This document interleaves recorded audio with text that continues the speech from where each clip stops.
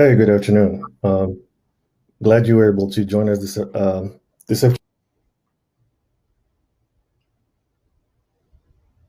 Building scalable solutions, scalable project while leveraging Cloud Studio. Joining me this afternoon here is Evan Barnett, and I will let him introduce himself first, and then I'll introduce myself. Evan, if you would tell us a bit about your background and sort of your focus on scalability, if you don't mind. Sure. I've been integrating and developing now for about 27 years after my time in the Navy, where I spent integrating and troubleshooting and operating systems at sea. So integrations and communication are kind of ingrained in my foundational from where I started. I've been working in the Jitterbit ecosystem for the last 7 years or so, and started out with a real life project trying to integrate back-end databases through to Salesforce, and got to know the Jitterbit team very well. And it's been a great time after that. I get paid to solve problems, and Jitterbit allows me and enables me to do just that. So. Well, glad to have you. And Sam Zita, I'm the VP of Solutions Engineering at Jitterbit, and me and my team help develop solutions across the different verticals, the many verticals here that we support with the platform itself. So let's take a look here at the agenda right away. What we'd like to do this afternoon is we'll speak about scalability goals and how goals, in essence, drive everything that you do here within the platform, the design, and everything else that you have to actually tackle here. We'll take a look at some of the tools, basic tools, some of the most advanced tools that you would want to use when leveraging the platforms for scalability, and documentation, how to best leverage your documentation here. Again, keeping an eye here on reuse and scalability, the naming conventions, the great flexibility around having the multiple templates here, and how would you leverage that within the studio itself. Sharing of resources and error handling, I know that's a topic here that a lot of folks want to learn more about, and we'll touch on that as well. Deployment, and then we'll also touch on the post go live. Again, keeping here, the context here is always scalability within all of the different topics. Right. And if I could just highlight the open and closed trans tags there, for those of you that have been in the studio, you'll know what that means, but that just sort of gets us from top to bottom in a very simplistic way. So let's have a little fun with today's conversation. Sounds good. So as a company, we actually have literally thousands of customers, right? So we support integration across many different verticals, all with different problem spaces, different issues that we need to tackle here, the small, the medium, and the large, the simple complexity to the very, if you take a look at some of the customers that we have, whether it be healthcare or finance or manufacturing here, we really sort of cover the gamut. And we have partners that provide both functional as well as technical subject matter expertise to increase our ability to deliver on all those projects. Evan and his teams are one such SI partner, and they've had the opportunity to actually do many implementations sort of across the board. If you would give us an idea, Evan, of some of the different projects that you've tackled and the different industry that you had an opportunity to deal with. Sure. We've done a number of projects, literally from two-person startups to global multinationals. And just to give you an idea of the absolute scalability and flexibility in today's Cloud Studio environment, just 2 weeks ago, we had a situation where there was an issue with some data that wasn't flowing correctly.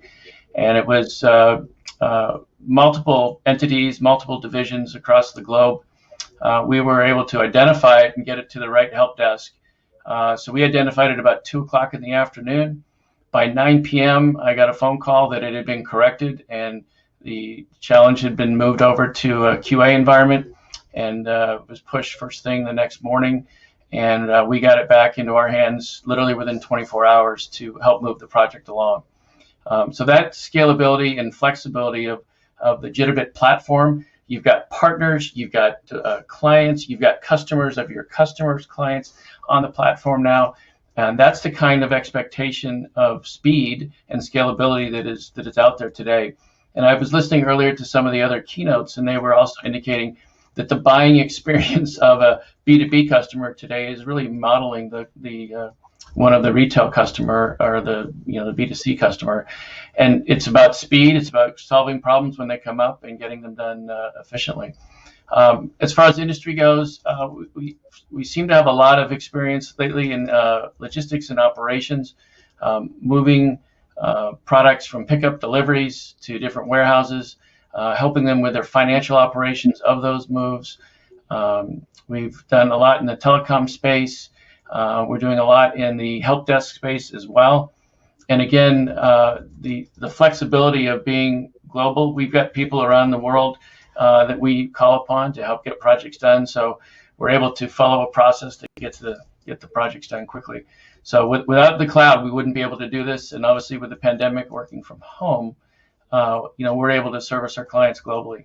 We may get up earlier from time to time on certain days, but so far we've been able to hit everyone that comes across our desk. So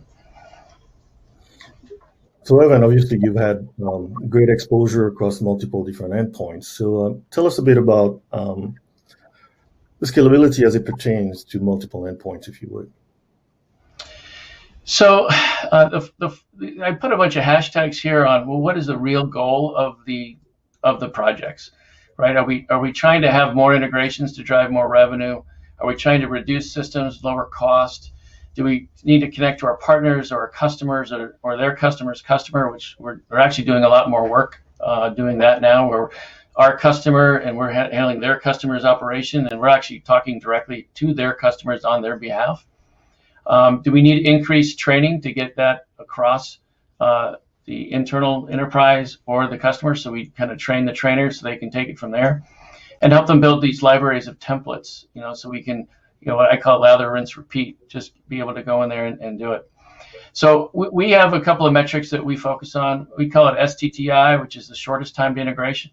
And the other one is LCOI, or the lowest cost of integration. They kind of go hand in hand. Not necessarily the shortest will be the lowest cost, but it will definitely keep things focused. We are driving very heavily now to take months down into weeks and into days and into hours. We are in the middle of a fairly lengthy multi-project engagement where we've got lots of integrations going on. And the client came to us and said, you're doing a great job, but I want to be able to start from start to finish. When I call you on a Monday, I want to finish the following Friday. So they want a 2-week turnaround time. We actually won up that, which is great. We were able to find a way to build the first model, which took some time.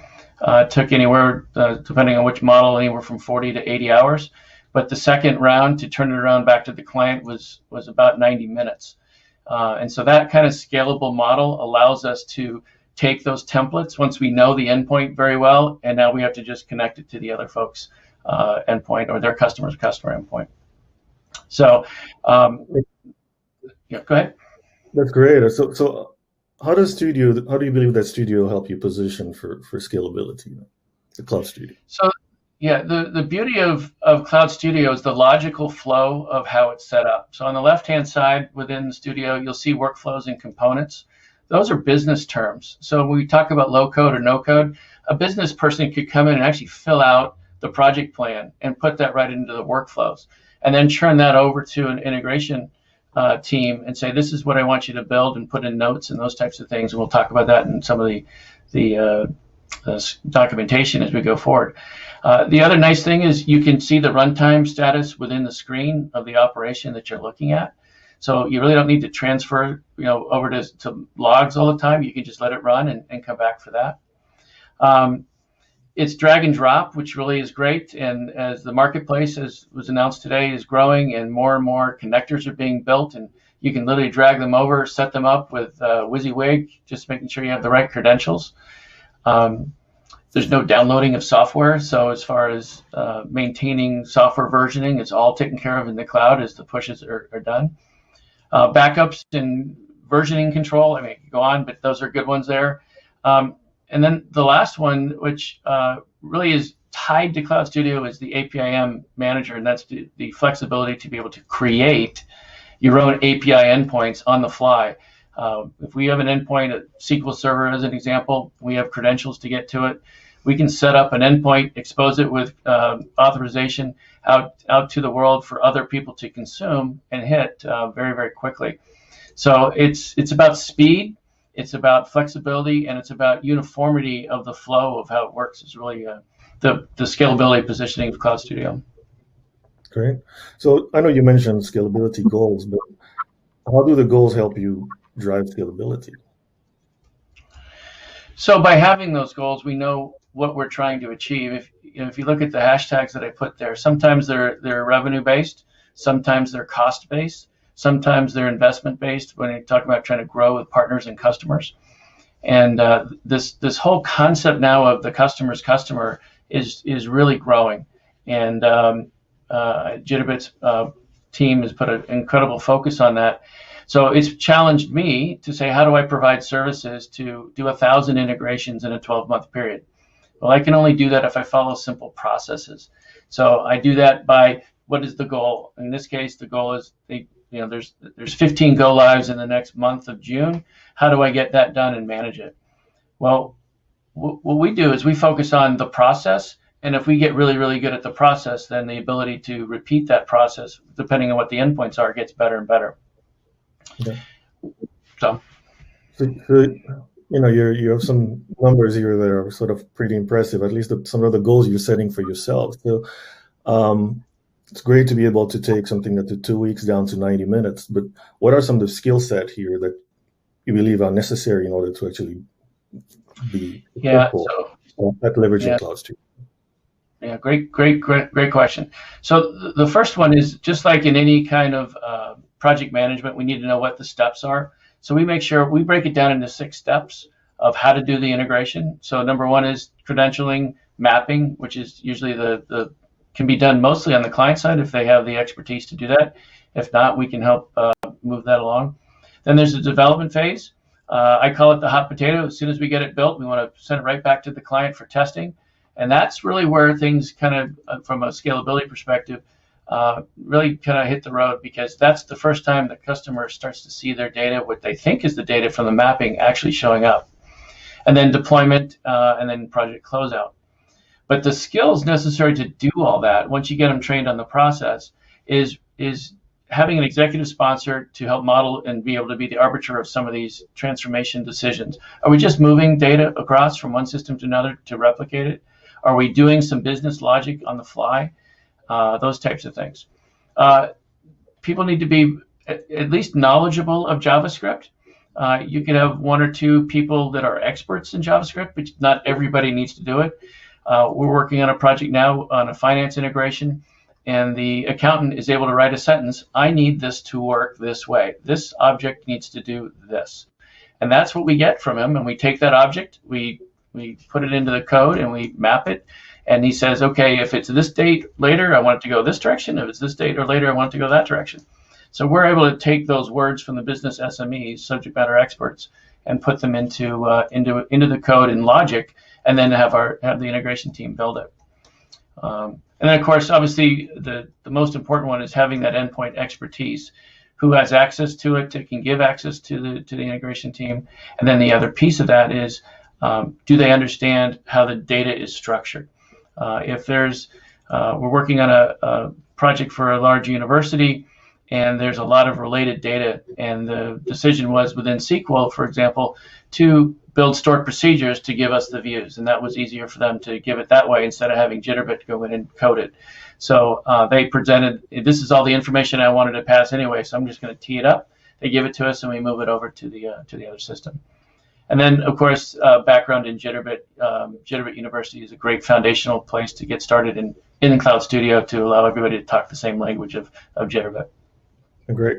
So it seems to me you take a very methodical approach to this. So you have your goals, your metrics, but which metrics do you believe are sort of important here, relevant to help you achieve scalability? Yeah.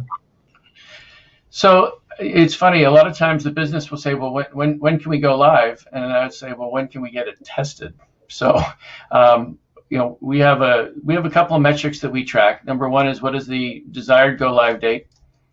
We have our desired UAT date, and then we get into the actual go live date and the actual testing date based on that. So we're able to see over time where the clients are having trouble. And a lot of time, believe it or not, it's in the understanding of their data once they see it. But those are the key metrics that we use because that has cascading effects, not only for revenue for our customers, but also for their customers that are needing to see the data that we're doing. I think the other key metric is not having too many, less than 10 key workflows. If we can keep it to 10 key workflows, of which we have a testing one that we recommend in the template, and we also have one for shared resources and error handling. So that really leaves us three that we know about when we start, but we try to keep them 10 or less. That way we know that we're not trying to, integrate too much, do too much, and keep the project focused on that. So those are two key ones, both the time space as well as the complexity of what we're trying to achieve. Okay. Seems to me like in your template, you already have certain things that are seeded, though. I mean, what you described about you already have a template that allows you for quick reuse, right? And talked about error handling. We talked about testing. So getting organized seems to be a pretty salient point here of being able to achieve that speed and that scalability. Correct. Absolutely. I do want to make note of, goals drive focus, metrics drive, record the results, and repeatable results are scalable. I learned this very on when I was in high school with one of my football coaches, and everything we did everything was documented on our, what we were doing with weights, and I've always carried that with me. And as a tribute to him, I wanted to put this on the slide. So. Good. So in order to be able to sort of achieve those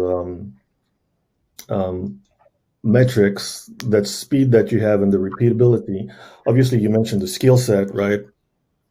There are tools that you guys leverage day in and day out to help you achieve that cadence that you guys are able to achieve. So if you can tell us a little bit more about some of those tools that you use day in and day out. Sure. So obviously the Harmony platform is Jitterbit script or JavaScript centric. It's web-based. We use Chrome. We use both PC and Mac for development, and we've got some pretty good speed out of our home offices here. So we're connected to a little house in the corner of the street here in town, connected to the world. Visual Studio Code, as an example, we like to use that to take some JSON files that come over, from a document, put them into Visual Studio Code, and it'll kind of format and highlight it and say, yes, this looks like good code. Notepad++ is a great one. We like this because it allows us to take two output files and compare them very quickly. And that one has saved us a lot of time. So we're just basically putting the two documents in Notepad++, put the two data sets together and say, aha, this is what's off. Invariably, sometimes when you're looking at putting in all the tokens and keys, some people will end up inadvertently dropping a character here or there, and you'll say, I know it's correct, but when you have so many lengthy characters, it's difficult to catch that. So Notepad++ helps with that. We like Postman for various reasons, but predominantly it is our go-to to just test. So if we need to kind of pretend we're outside of the Jitterbit world, we can test it. We're able to get the same queries that Jitterbit produces. It just gives us a kind of another view into the integration that is very helpful. We do take advantage of Success Central. There are some great tidbits there, and Jitterbit University, again, they just continue to put more content there. We do use Swagger. Swagger.io is its own platform, but a lot of companies have their own Swagger documentation, so we'll take advantage of that. And what's nice about Swagger is it allows you to do some testing right in there with their. You can authenticate with your credentials and test on their system using Swagger, which is great.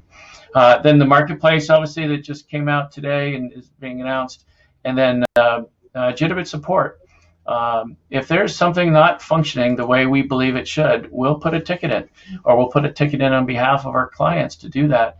And they're very responsive. I think the best comment I've heard from Jitterbit support is we work the problem until the problem's done. And that's been true, definitely. So these are great tools to get going. And they're mostly free, if I'm not mistaken. Yeah, I can definitely attest to the fact that our support organization does work the problem until it's done. So they're great. And believe it or not, we actually leverage them as well internally. So, and I can attest to that. So when it comes to, and again, anybody who actually out there, developer, consultant, right, understand that oftentimes documentation can be sort of the bane of our existence. So how does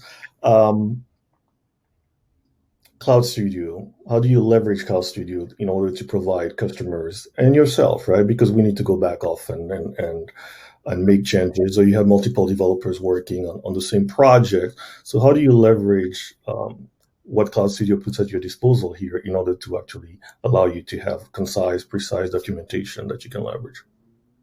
Sure. So the other challenge to projects is we may do the build, but we may not do the maintenance of it going forward. So what we strive to do is put all of the project documentation in the code itself.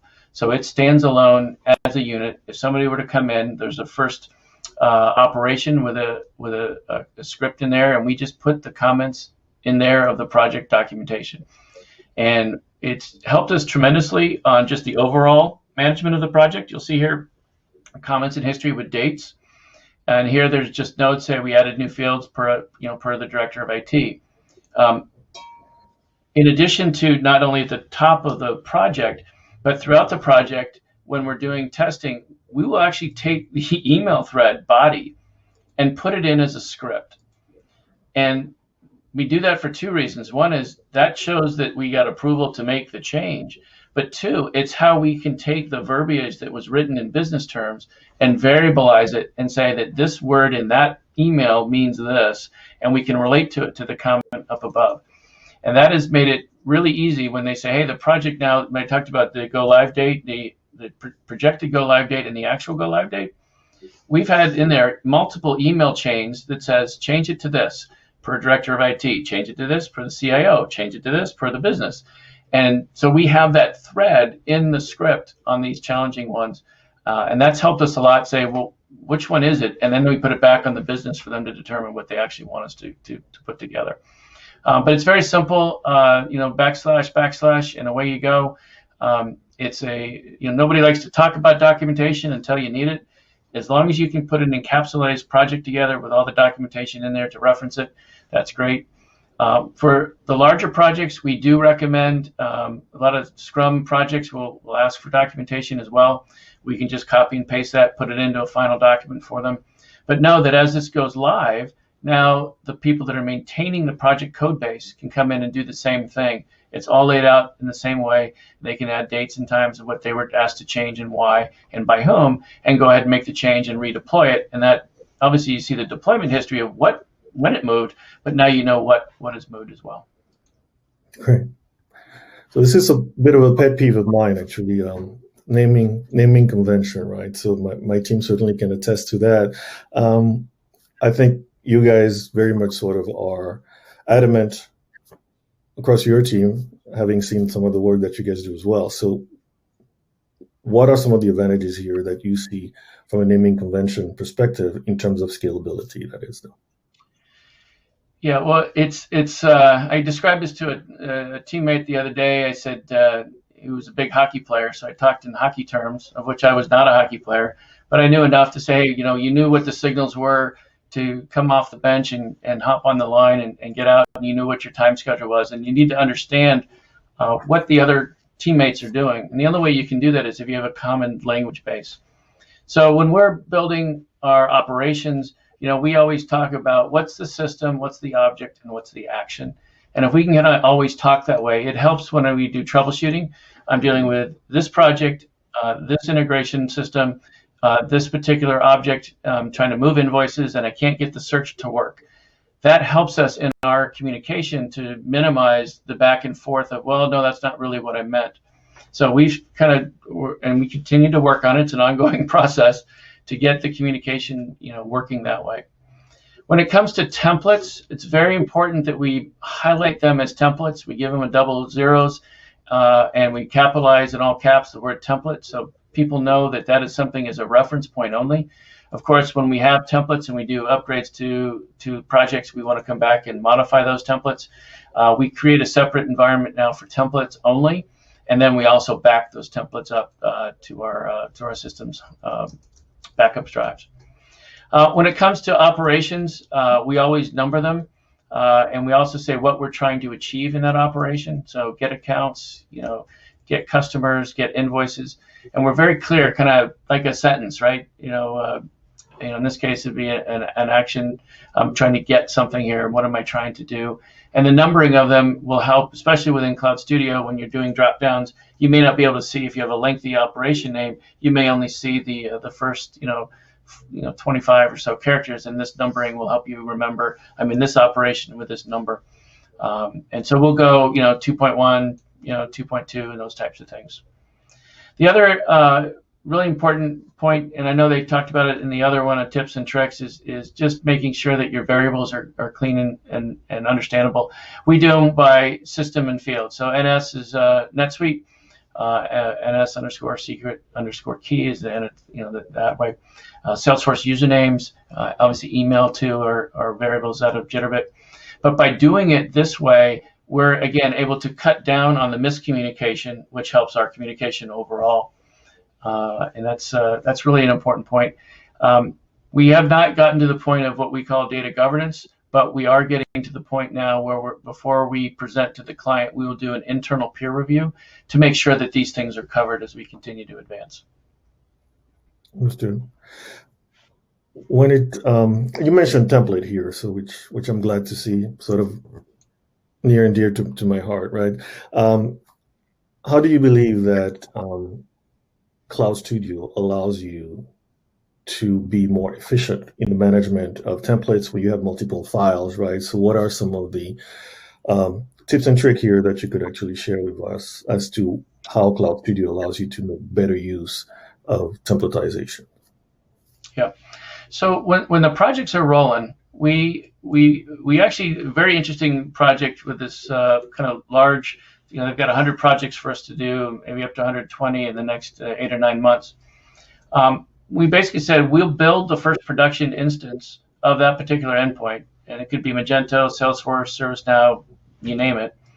And we build that for production, and then we turn around and we say, if that's accepted by the client and we believe that's a good fit, we will then translate that production environment back into a template.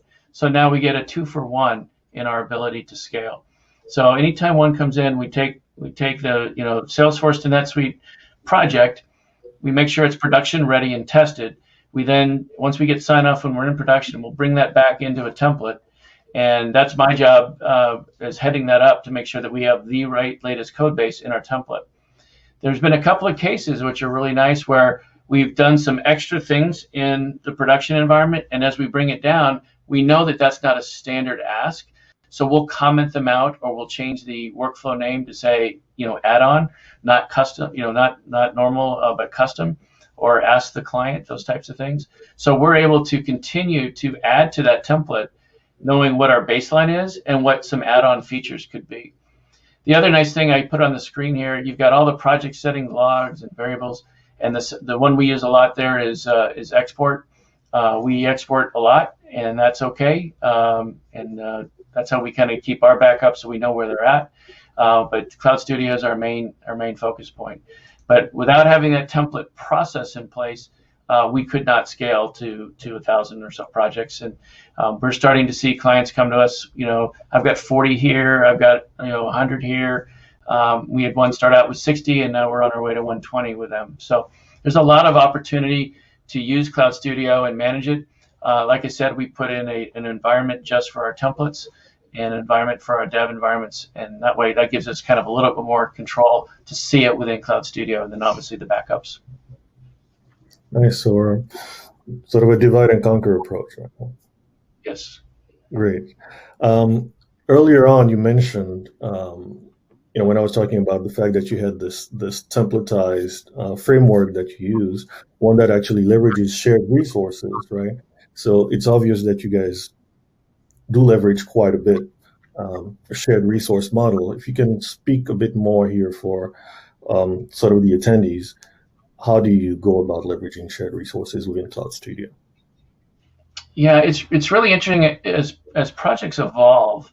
What happens is once we get into start showing the client the data and what's actually happening, and we get through the comments and questions, well, that's not really what the data is supposed to be doing, and we go through the process of, well, we don't know your data as well as you do, but this is what we're getting from the query you asked us to build. As the projects evolve, we start to see commonalities of operations that we can reuse throughout the project. And so we can build it once and reuse it many times.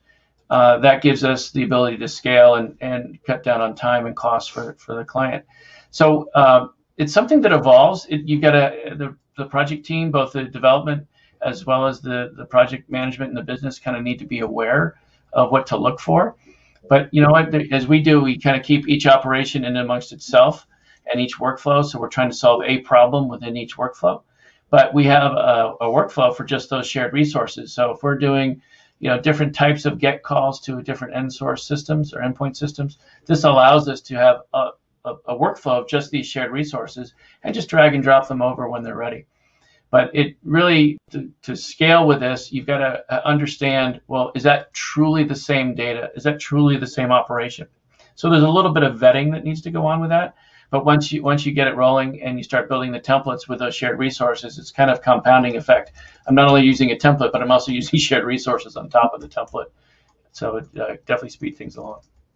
Yeah, that's great. So coupling that with error handling. So, sort of the big three, we talked about documentation, right? Repeatability and error handling here. So when we talk about scalability, how do you approach error handling with an eye on scalability?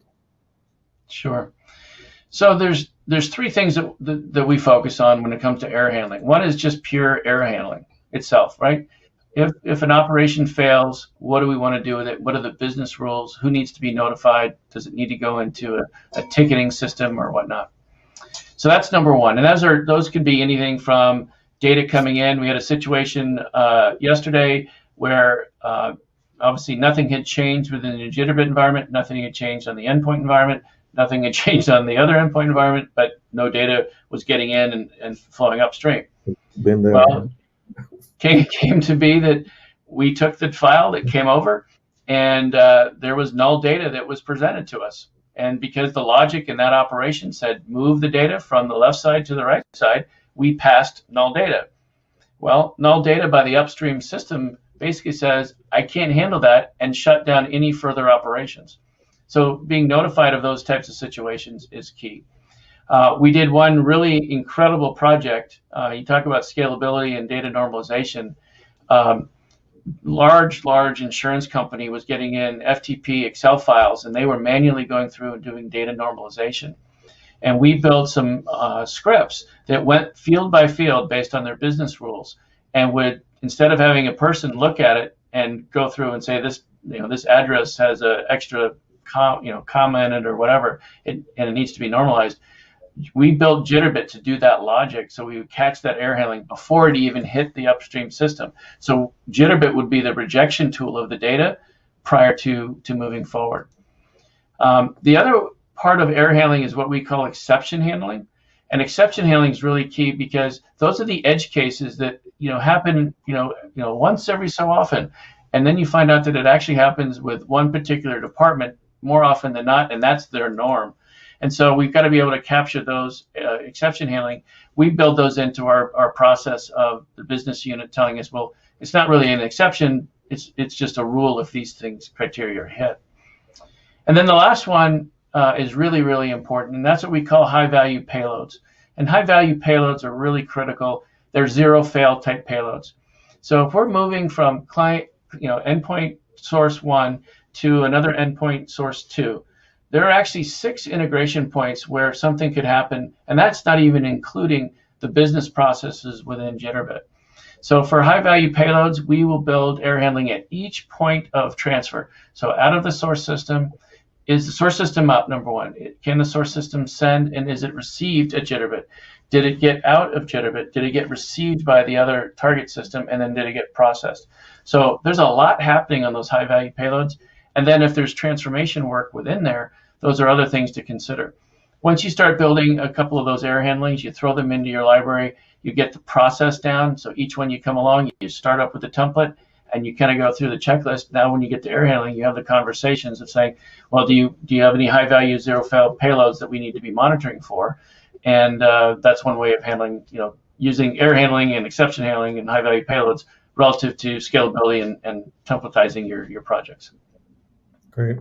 So it's obvious that you guys are, as I said, very disciplined in your approach. I guess your military background sort of helps there. So how does that translate, if you don't mind, to deployments, right? So what is a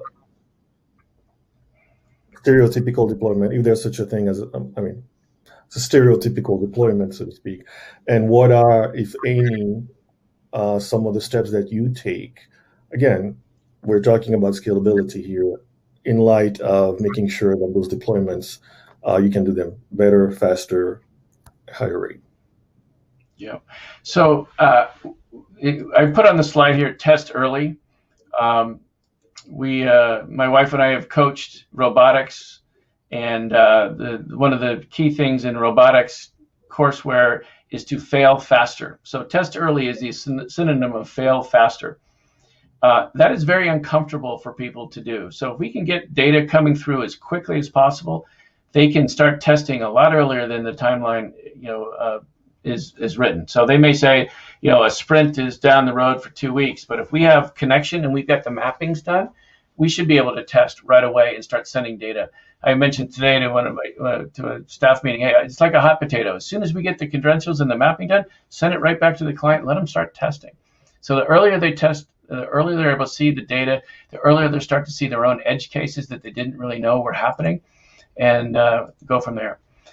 As far as deployments go, how long do they typically take? We've done them in about 5 to 10 minutes, and we've had them take 2 or 3 hours. And the times that it takes 2 or 3 hours is because the production credentials weren't set yet, or weren't ready to go, or there was a firewall issue or something like that. But once you get live, it's incredibly important to do what we call smoke testing. Put in a couple of orders into the live environment, obviously knowing what they are with a very well-written script, so they don't actually get processed, or the part of the smoke testing is to cancel the orders or the transactions. But that smoke testing will ensure that the business users can actually see it in their system. They've done it in testing. There's always usually some caveats. Well, we're going to test, but it's really not production yet. Now they're on their machines in a operational environment, ready to operate it without any hand-holding, without anybody saying, oh, this is QA and we're still working on it. That smoke testing will make sure and give confidence to it, because at the end of the day, this is about data confidence moving around. I throw the last one on here called, oh, by the way. I will tell you, in my entire career, I have never had one Friday deployment go without a hitch that makes my Friday evening get impacted. So just be prepared for the oh, by the ways. They're going to occur. Try to do it on a Monday afternoon to no later than a Thursday time period, just to give everybody some downtime, so you're not impacting the weekend and trying to say, well, we'll get to that. Even though we're in production, we got other things to do on Monday. But a client of mine told me that about 10 years ago, and it is held true, and very, very important kind of philosophy that we take. Of all of them here, we can handle and modify it, but that one, we don't do Friday deployments. So it's a great one. Yeah, Murphy's Law, right? So Murphy's Law, yeah. So you mentioned here the the deployment and the fact that you do your smoke test and the customers seems to be involved as well. So what are some of the folks that you typically have on a deployment call? So the fastest and most efficient way to do it is to get everybody that would be woken up if it breaks on the phone for the deployment, for two reasons. One is we can get the deployment done faster if there is an issue, and two, if there is an issue post go live, they've already kind of been in the system and kind of know their role with what needs to be done, and try to match that up with the block diagram of how the data is going to flow through. And the nice part about it is you can look at from top to bottom within Cloud Studio what's supposed to be happening with the data. So we'll have the engineer, network engineering team with access to both source and targets. We'll have the business unit. We'll have predominantly the business head of the project, so they can say, yes, this meets the requirement that we're looking for. And then I always use it as a training environment. So the engineer of record that's building it, plus we try to bring on other folks to watch the deployment and learn, so we get some other system expertise as we go through it. So it's unusual, but works very, very well if people are comfortable being held on the spot. I always put my video on so they'll know I'm paying attention. When I'm sharing the screen, I said, this is what we're going to do. So we're trying to explain and train while we're doing the deployment, because not everybody may have been at every meeting throughout it, but now with the deployment, that's something that they now need to be responsible for. So there's a lot of folks there. The most I've had for a deployment is 17. And I've had some very senior people go on mute and just watch and learn. At the end, say, wow, I learned a lot and looks like we're in good shape.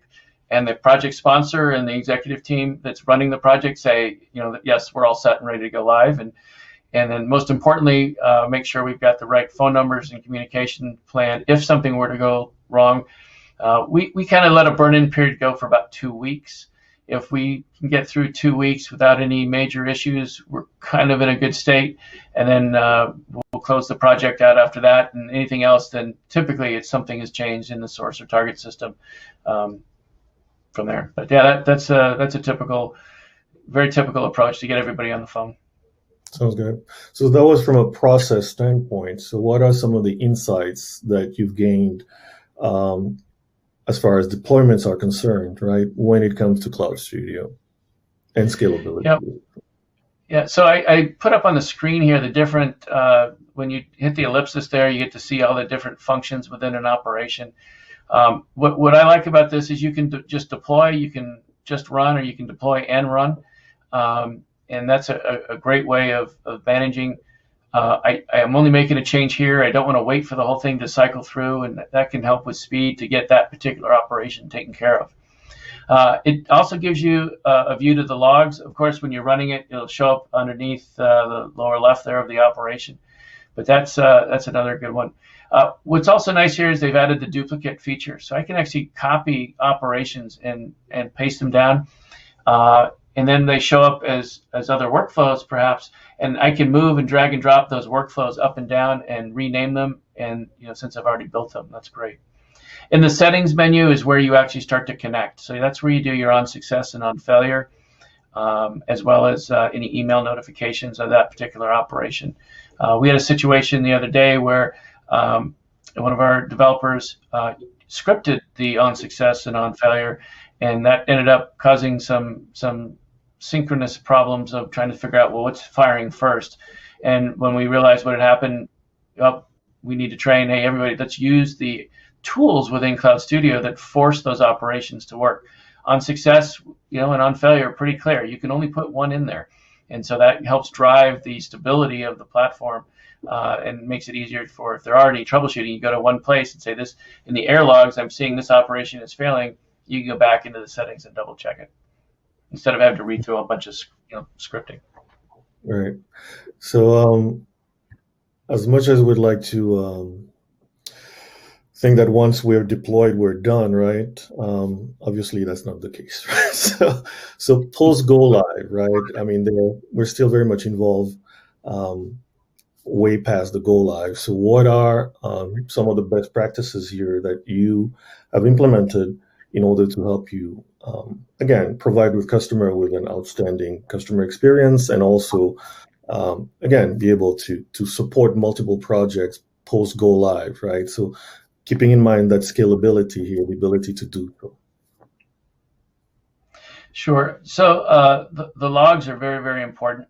So when we're pulling data in from outside systems, and we have an APIM that we've given out to the world to hit and authenticate against, I have set up on my screen the 3 different sections, right? So I'll have if I have access to it, I'll have the UI of System 1. I'll have the Jitterbit API logs in the tab 2. In tab 3, I'll have the project logs, and in tab 4, I'll have the UI System 2 if I have access to that. And many times when you're going live or post-go live, you don't have access to all those, so you have to rely on shifting screen shares around and those types of things. But if you have access to all of them, which is what we ask for in the beginning of all of our projects, I can, in one screen share without having to shift around, I can show the beginning, middle, and end of what is actually happening as the data is being transferred over. Data governance is a big one. I been working with one particular client. They had a basic price book that they wanted implemented, and once we got done with every combination, it was about a 40-page price book. It was pretty small font, about 10 font. But when we did all the combinations of data and data governance, we found that there were about 3.7 million different combinations to put in there. That data governance wasn't known and came out of the project when we looked at the data set and said, wow, that's a pretty large data set. So in order to keep that clean, they're going to need to, over time, at least once a week until things get stable, make sure that they're not creating more data than they actually need, and making sure that the part numbers and the SKUs and all that are correct. So that data governance is key, because if somebody puts in a part number with a different SKU format and Jitterbit is set to take it in a particular format, the whole operation could break. Products could be not shipped or whatnot just because somebody decided to add a product, not anything other than they're trying to do the right thing, and that extra dash and a whatever would cause the data process to break. Enhancements, definitely always try to keep those as a separate scope, separate focus. Let's get it live, let's get it working, put things in parking lot or whatever terminology you like to do. And then who are the long-term owners of it? Make sure they're clearly identified. And most importantly, make sure that they understand both operationally how to do it, but also who to call in a technical circumstance. Many of the clients today are asking to be trained in a knowledge transfer, and they'll say, we're going to have workshops at the end of the project. What we do is suggest that we do the knowledge transfer as we're doing the build.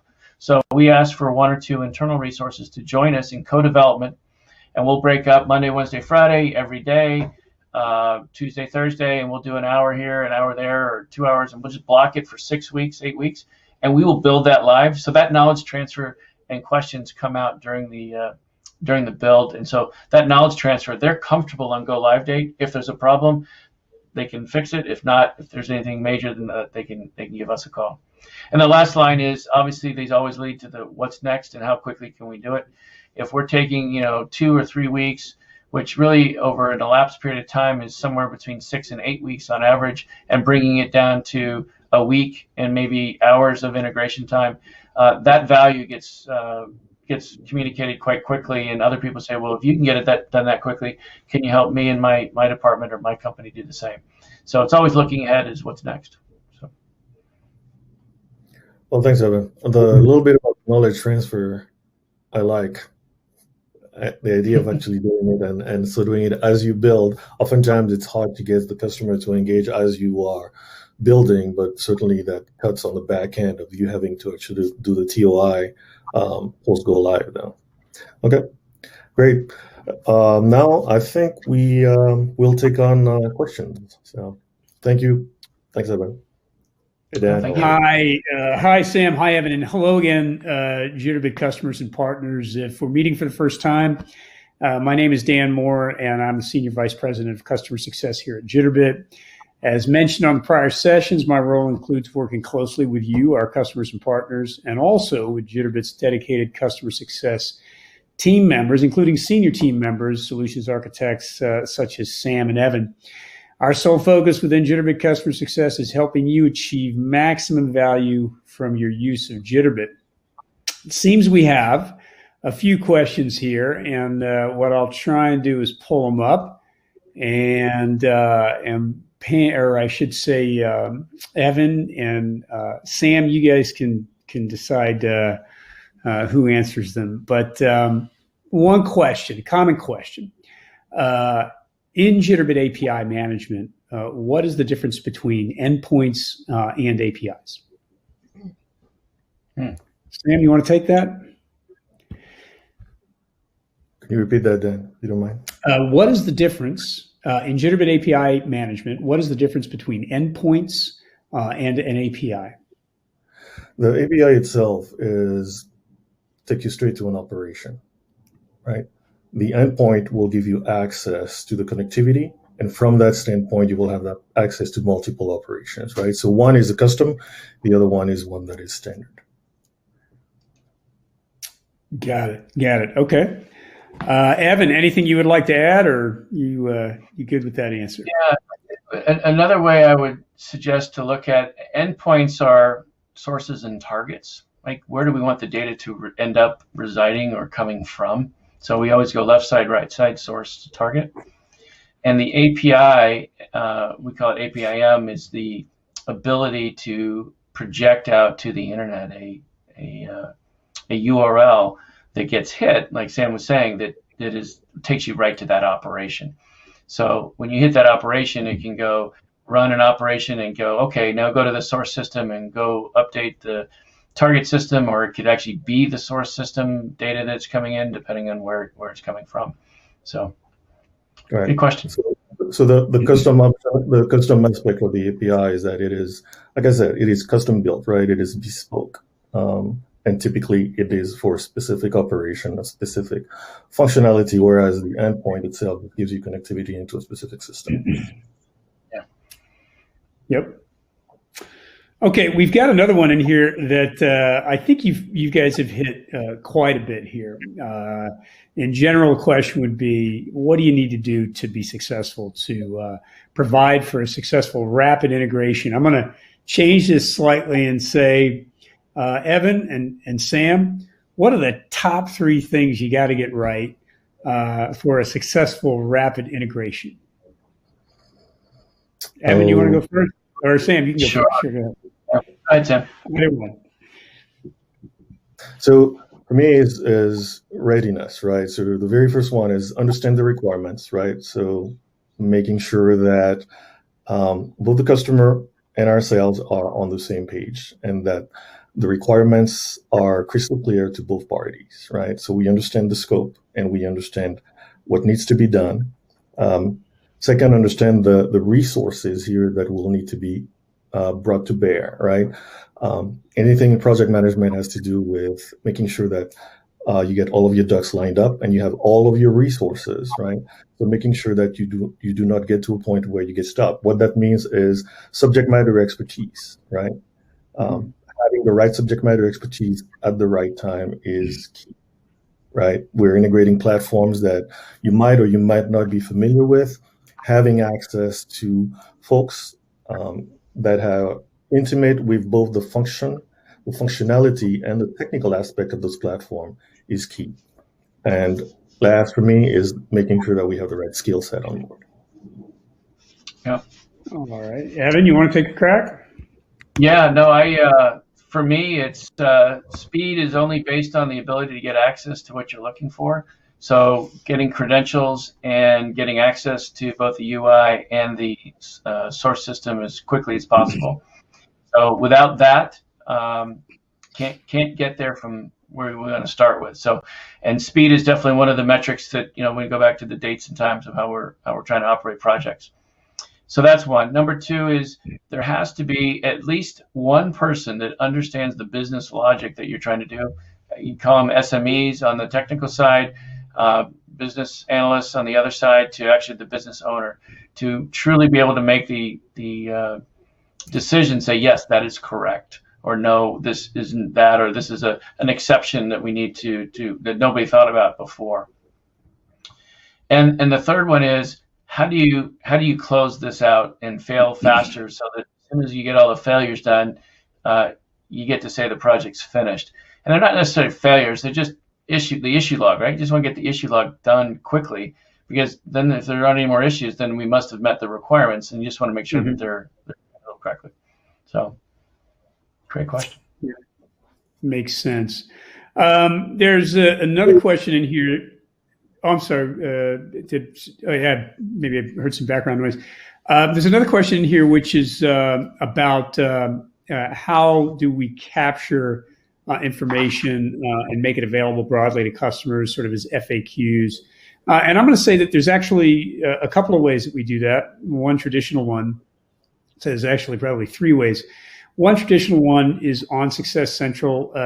If you go out and you Google Jitterbit best practices, you'll see a raft of documents about best practices on everything from agent management to variable naming, lots of different things, high volume throughput and the like. So that's a good place to start. Another place that knowledge is captured and rendered is really in solutions and templates.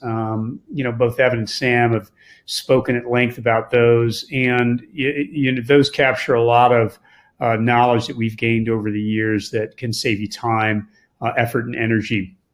Functional knowledge, how to do, for example, quote to cash or a business process like that, but also best practices in configuration, variable naming, and the like. So great question to whomever posited that. There is a question in here I don't know the answer to. If any of the folks in marketing or online and can answer, it's will a recording be made available? I'm not sure, but I will follow up with marketing if they're not online and able to give us input on that. I think I'm going to check real quickly here. I think we're just about at time, and I think that is the last of the questions. So I would just like to say thank you, Evan and Sam. Great insight into the ingredients necessary to succeed, including access to endpoints, deep understanding of the data involved, keeping each project phase manageable. 10 flows, I recall that, Evan. Templates and reuse, and my favorite is certainly fail faster. Be in a position to test and test again. These are all keys to accelerating delivery and value when working with Jitterbit Cloud Studio. So thanks so much. And I'll say it again.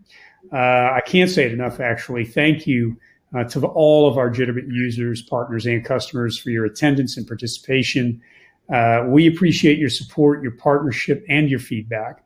And as always, we remain committed 24/7, 365 to your success and to providing you with a stellar customer experience.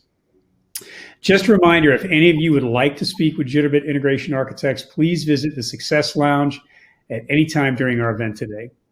Now, let's wrap up and pick the winner of our Apple AirPods Pro, I think.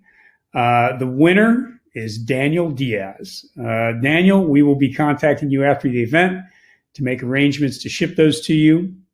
Now, it's on to our next session in this track, which will be using iPaaS to drive your API connectivity needs. And I will see everyone over there. Thank you.